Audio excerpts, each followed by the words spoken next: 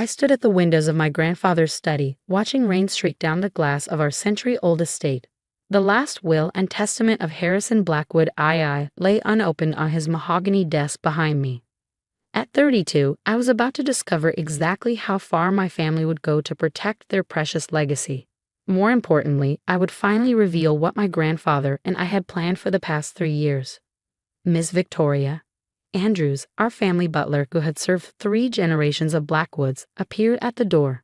The family has assembled in the main library. I nodded, gathering both my composure and the envelope. Thank you, Andrews. I'll be there momentarily. Walking through Blackwood Manor's corridors felt like traversing time itself. Oil paintings of stern-faced ancestors watched my progress, their eyes seeming to judge whether I was worthy of the name I carried. I had spent the last decade proving myself in the corporate world, building my own successful investment firm far from the family's influence. Now, circumstances had drawn me back into the web of Blackwood politics. The library doors opened to a scene of barely concealed tension. My Uncle Richard, my father's younger brother, had deliberately chosen to sit in grandfather's favorite armchair. His wife Patricia perched beside him, her perfectly maintained appearance betraying no sign of their re-day flight from London. Their son Maxwell lounged against a bookshelf, his casual pose contrasting with the sharp attention in his eyes. Across the room, my father Harrison Blackwood IV sat rigidly in a leather wingback chair, my mother Eleanor beside him. The strain of the past month had left its mark on both of them. Well, Uncle Richard broke the silence. Shall we proceed with the reading? Some of us have businesses to return to. I moved to the center of the room, feeling the weight of expectations pressing down on me. Before I open this, there's something you should know. Grandfather asked me to serve as executor of his estate. The reaction was immediate. Richard's fingers tightened on the armrest, his knuckles whitening. That's absurd. I'm the family's attorney. I've handled all our legal matters for 30 years. Nevertheless, I replied calmly, it was his explicit wish. The paperwork was filed last month. I broke the seal on the envelope, the sound sharp in the tension-filled room. The document inside was surprisingly brief for a man who had built a billion-dollar empire. I, Harrison Blackwood II, I began reading, being of sound mind, declare this to be my last will and testament. The initial provisions were standard. Charitable donations, provisions for long-term staff, specific bequests of personal items. Then came the core of the matter. The majority of my estate, including controlling interest in Blackwood Industries and all associated holdings, I leave to my granddaughter, Victoria Eleanor Blackwood. The silence that followed was deafening. I continued reading, keeping my voice steady despite the shock rippling through the room. She has demonstrated the qualities I consider essential for leading our family's legacy into the future: integrity, innovation, and the courage to stand apart from the crowd. To my son Harrison, I leave a 20% stake in the company and his current position as CEO, provided he works in good faith with Victoria. To my son Richard, I leave a 15% stake and the choice to continue as corporate counsel under the same provision. Uncle Richard surged to his feet. This is outrageous. She abandoned the family business years ago to play at being an entrepreneur. I've dedicated my life to Blackwood Industries. Exactly, I replied, holding up a second document. And grandfather knew exactly what that dedication entailed. I placed a thick folder on the coffee table. This contains detailed records of every questionable transaction you've orchestrated over the past 5 years, Uncle Richard. The offshore accounts, the manipulated contracts, the strategic losses that somehow enriched your personal holdings. I watched the color drain from his face. You're bluffing. Grandfather wasn't just testing your loyalty these past few years, I continued. He was building a case. He knew someone was bleeding the company, but he needed proof. So he created a perfect trap. Appearing to decline mentally, seeming to lose his grip on the business. You took the bait. Maxwell pushed away from the bookshelf. You can't prove any of this. Actually, my father spoke for the first time. We can. Victoria brought this to my attention 3 months ago. We've been working with forensic accountants to document everything. I saw the shock ripple through the room at the revelation that my father had been working with me. Harrison Blackwood IV had always seemed to be under his brother's influence, deferring to Richard's expertise in all things financial. Why? Aunt Patricia's voice quavered. Why would Harrison do this to his own son? I opened another document. Because family legacy isn't just about blood, huh, Patricia? It's about trust, about integrity, about building something that lasts beyond personal gain. I began distributing copies of a detailed report. Grandfather spent his last years teaching me, testing me not through direct instruction, but by creating circumstances that would reveal everyone's true character.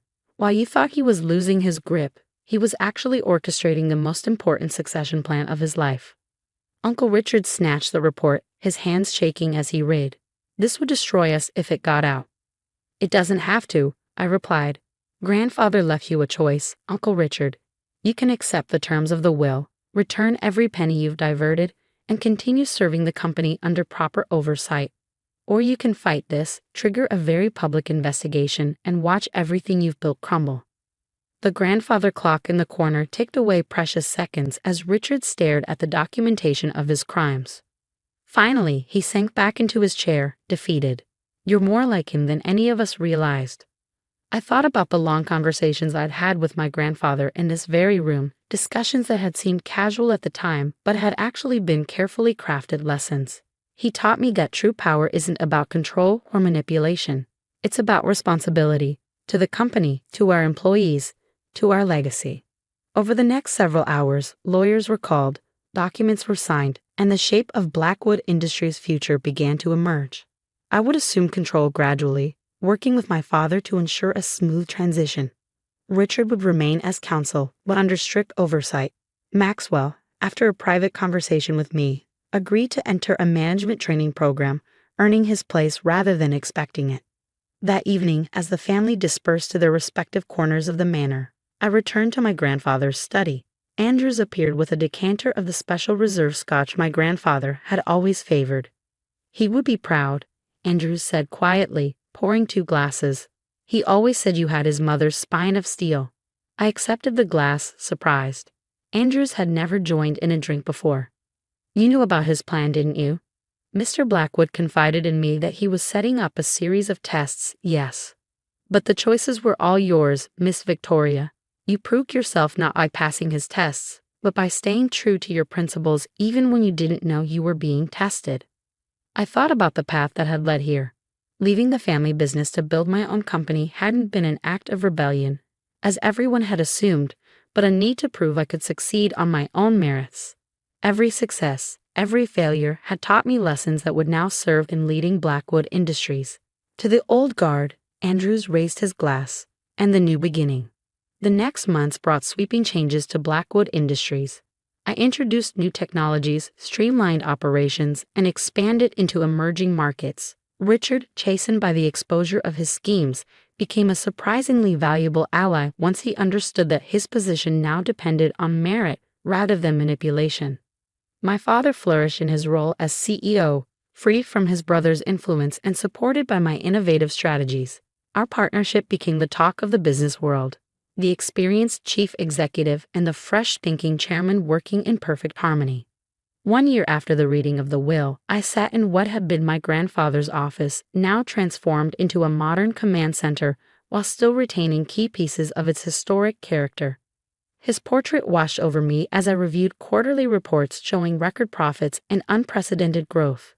A knock at the door preceded Andrew's entrance. Miss Victoria, I found something while organizing your grandfather's personal effects that he wanted you to have when the time was right. He placed an old leather journal on my desk. Inside, I found entries dating back decades, documenting not just business decisions but the reasoning behind them. The final entry was dated just days before my grandfather's death. Victoria will find this when she's ready, when she's proven what I've always known.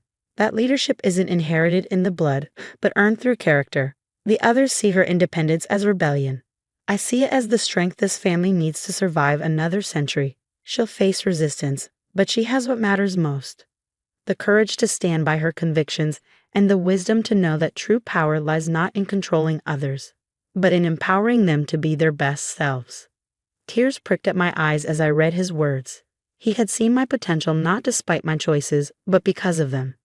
Every decision I'd made, from leaving the family business to building my own success, had been a step toward proving myself worthy of the legacy he envisioned. A message popped up on my computer. The announcement of Blackwood Industries' latest acquisition, a tech startup with revolutionary green energy technology. The stock price was soaring, but more importantly, the company was positioning itself to make a real difference in the world. My phone buzzed with a text from Maxwell. Just landed my first major client for the new sustainability division. Turns out earning something feels better than being handed it.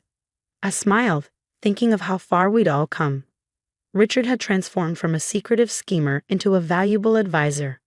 Maxwell had discovered his own path to success. My father had emerged from his brother's shadow to become the leader he was always meant to be. The rain had returned, drumming against the windows just as it had the day the will was read. But now it felt less like an omen and more like renewal. I stood walking to the window to watch the grounds of Blackwood Manor emerge from the mist. The estate had stood for over a century, but its true strength lay not in its granite foundations or iron gates. It lay in the principles that had guided 3 generations of Blackwoods, principles that would now guide us into a new era. Andrews appeared at my elbow with a fresh cup of coffee, my grandfather's special blend, which I'd acquired a taste for over the past year. "Your grandfather used to stand here," he said quietly, watching the rain and planning the future. He said the best leaders don't just think about the next quarter or the next year. They think about the next generation. I nodded, thinking about the changes I'd implemented, the foundations I'd strengthened, the bridges I'd rebuilt within my family. He taught me that legacy isn't about preserving the past. It's about building a future worthy of it. I returned to my desk, where another acquisition proposal awaited my review. The world was changing rapidly, and Blackwood Industries would change with it, guided by the principles my grandfather had instilled: integrity, innovation, and the courage to forge new paths. His portrait seemed to approve as I began reading, those painted eyes holding the same twinkle I remembered from our many conversations in this room. He had given me more than just a company. He had given me the chance to prove that true inheritance wasn't about bloodlines or birthrights, but about the values you chose to uphold and the legacy you chose to build. As the day drew to a close and the last of my staff headed home, I remained in my office, adding my own entry to my grandfather's journal. "Today marks 1 year since you entrusted me with our family's legacy. You taught me that true leadership isn't about wielding power, but about using it to empower others. Every decision I make honors that lesson, building not just a stronger company, but a stronger family. The others finally understand what you knew all along, that our greatest inheritance isn't the wealth or the property or even the company. It's the wisdom to know that real success comes not from what we take, but from what we give back to the world." I closed the journal, placing it in the desk drawer that had held it for 3 generations of Blackwood leaders. Outside, the rain had finally stopped and the setting sun broke through the clouds, casting a golden glow over the estate. A new day would dawn tomorrow, bringing with it new challenges and opportunities. But I was ready, armed with the lessons of the past and a vision for the future. The legacy of Harrison Blackwood II lived on, not in the buildings that bore his name or the fortune he had amassed, but in the principles he had instilled in me, principles that would guide Blackwood Industries into a future brighter than even he could have imagined.